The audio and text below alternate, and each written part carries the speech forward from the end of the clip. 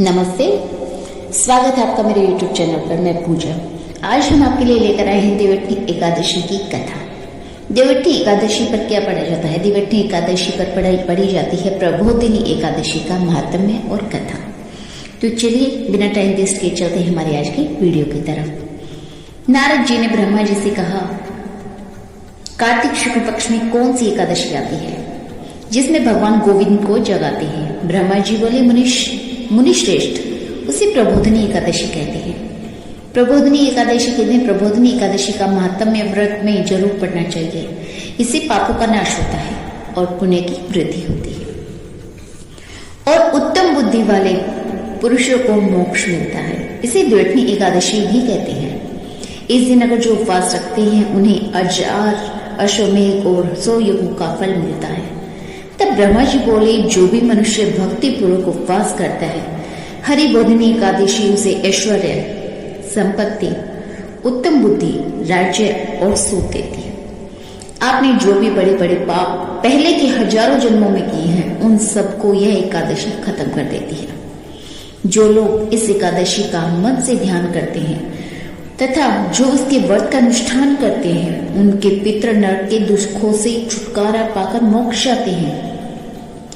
आप संपूर्ण तीर्थों में नहाकर और पृथ्वी दान करके जो फल पाते हैं, वो सिर्फ एकादशी के दिन श्री हरि के जागरण करने से मिल जाता है। जैसे मनुष्यों के लिए मृत्यु होने वाली है, उसी प्रकार धन संपत्ति ऐसा समझकर एकादशी का व्रत करना चाहिए। कार्तिक की हरि बोधिनी एकादशी पुत्र और पौत्र तो देती है, साथ ही ज्ञान है, वही योग, तपस्या और मोक्ष पाता है। इस एकादशी से मनुष्य को आत्मा का बोध होता है। जो इस दिन कथा सुनते हैं उन्हें 7 दीपों के दान का फल मिलता है।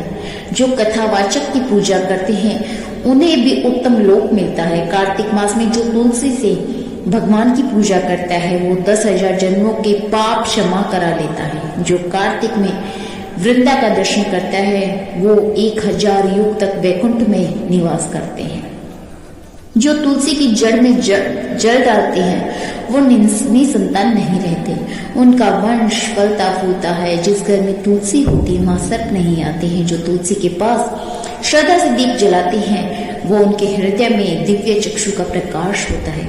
वो शालिग्राम को चरणोतिक में तुलसी मिलाकर पीते हैं। जो अकाल मृत्यु को नहीं पाते हैं, उनकी व्याधियां नष्ट हो जाती हैं, उनका पुनर्जन्म नहीं होता है। जो चातुर्मास में मौन धारण करते हैं, उन्हें सोने और तिल का दान करना चाहिए।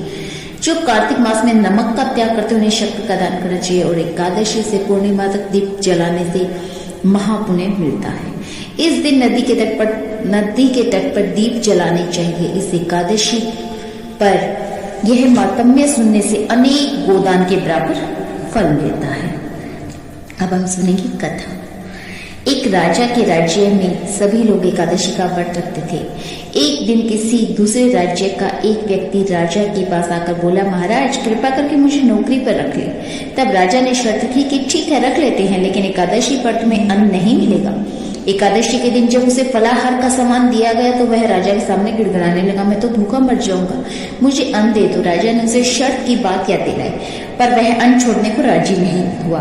तब राजा ने उसे आटा, दाल, चावल आदि दिए। वह नित्य की तरह नदी पर पहुंचा और स्नान कर भोजन पकाने लगा। जब भोजन बन गया तो वह भगवान को बुलाने लगा। बोला, भोजन तैयार है। उसके बुलाने पर पीताम्बर धारण किए भगवान चतुर्भुज रूप में आ पहुंचे और प्रेम से उनके साथ भोजन करने लगे। भोजन करके भगवान अंतर्धान हो गए, वह अपने काम पर चला गया। यह थी कथा। तो इसी के साथ हम वीडियो का एंड करेंगे। मिलेंगे बहुत जल्द एक नई वीडियो के साथ, नए टॉपिक के साथ। अगर आपको वीडियो पसंद आई हो तो लाइक और शेयर करना ना भूलिए, और अगर आपने अभी तक चैनल को सब्सक्राइब नहीं किया है तो चैनल को सब्सक्राइब करें। मिलेंगे बहुत जल्द। नमस्ते, राधे राधे।